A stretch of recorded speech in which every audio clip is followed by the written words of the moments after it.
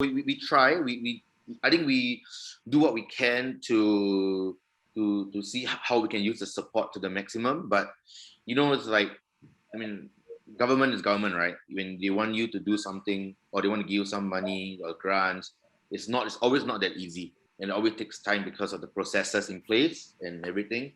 So, like, for example, if I want to claim something, it's gonna take me 3 to 6 months, for example. So obviously throughout the year we managed to get some, but some of the requirements that are required to apply for those grants are not really suited for really small businesses. Like, I'm not going to invest like 20,000 to make something better so I can claim back 15,000, for example. It doesn't make sense for a small business like us.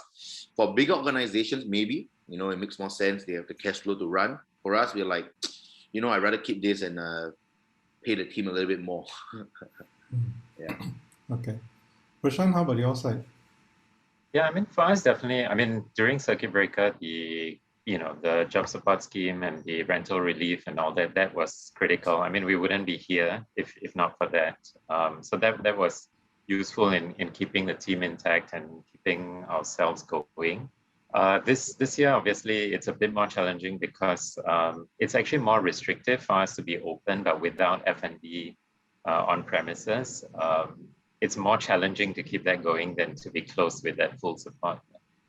So it's definitely a lot more challenging. We had expected a bit more of a job support subsidy, which currently now cinemas are only packed at 30%, whereas F&Bs are packed at 50%.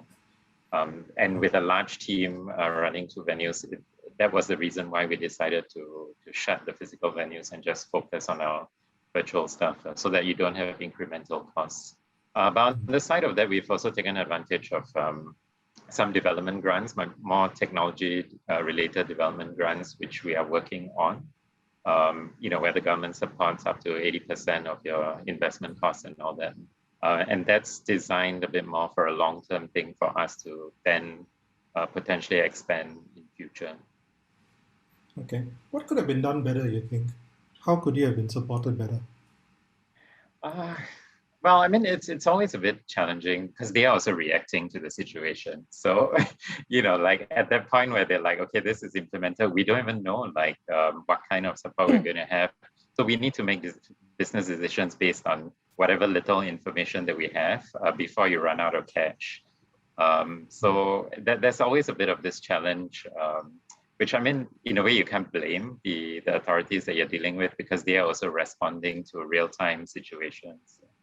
But I think it's a bit more of like communicating or understanding what your challenges are. I think some of that may have fallen through. Like maybe when you talk about cinemas, you're allowed to be open, but without the F&B portion, it's a very significant loss of revenue stream, which maybe not everyone understands, and the decision-making authorities may not see that as a huge loss because you're like, you can be open, people will go. But then at the same time, you're discouraging everyone you're telling everyone just stay home, don't go out. So there's a bit of a paradox that's happening, which has been a lot of our challenge. Okay.